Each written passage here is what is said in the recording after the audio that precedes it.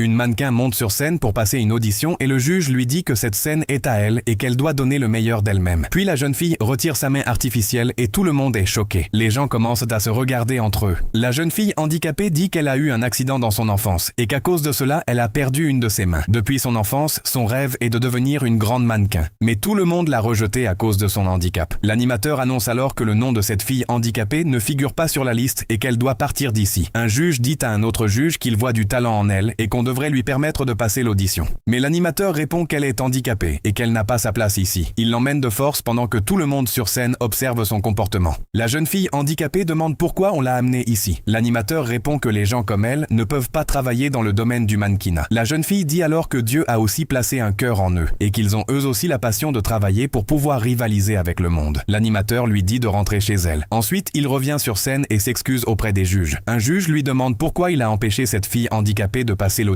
Et pourquoi il dit qu'elle n'a pas sa place dans le mannequinat. Un autre juge dit qu'elle a sa place comme toutes les autres filles et qu'elle vit sa vie comme elle. De l'autre côté, une fille bienveillante dit à la jeune fille handicapée que Dieu la soutiendra sûrement et qu'elle participera à cette compétition. La jeune fille répond qu'elle ne pense pas que l'animateur la laissera se produire ici, mais qu'elle a confiance en Dieu. Il lui ouvrira un chemin et elle pourra se produire. Après un certain temps, les juges commencent à discuter entre eux. Un juge dit qu'il devrait lui donner une chance. Un autre juge dit que c'est son droit de participer à la compétition. Le troisième juge dit qu'ils ne doivent pas être étroits d'esprit et que cette fille handicapée a elle aussi le droit de participer. L'audition commence. Une première mannequin monte sur scène et essaie d'impressionner les juges, mais ils n'aiment pas son attitude. La deuxième mannequin arrive et commence à faire différentes poses sur scène. La troisième mannequin fait également différentes poses, mais les juges ne voient rien de nouveau chez ces trois mannequins. Alors, un juge dit d'appeler cette fille handicapée pour sa performance. La jeune fille arrive sur scène et commence à faire d'excellentes poses. Ces poses sont si remarquables qu'un juge dit que c'est excellent et qu'ils ont besoin de mannequins comme elle, capables de rivaliser avec le monde moderne. Toutes les mannequins montent ensuite sur scène et un juge déclare qu'ils ont vu chez cette fille handicapée toutes les qualités qu'une grande mannequin doit posséder et qu'elle a le droit de prouver ses capacités. Le deuxième juge s'adresse aux trois autres mannequins et leur dit qu'elles n'ont pas réussi cette audition. Cette fille handicapée est la candidate gagnante de cette audition. En entendant cela, elle devient très heureuse et dit que Dieu l'a rendue victorieuse au moment où le monde l'avait rejetée. Elle remercie Dieu d'avoir toujours été avec elle et dit qu'elle est fière d'être handicapée, car Dieu accepte toujours ses prières. Ceux qui font confiance à Dieu ne sont jamais seuls. Si vous aimez notre vidéo, envoyez un super merci.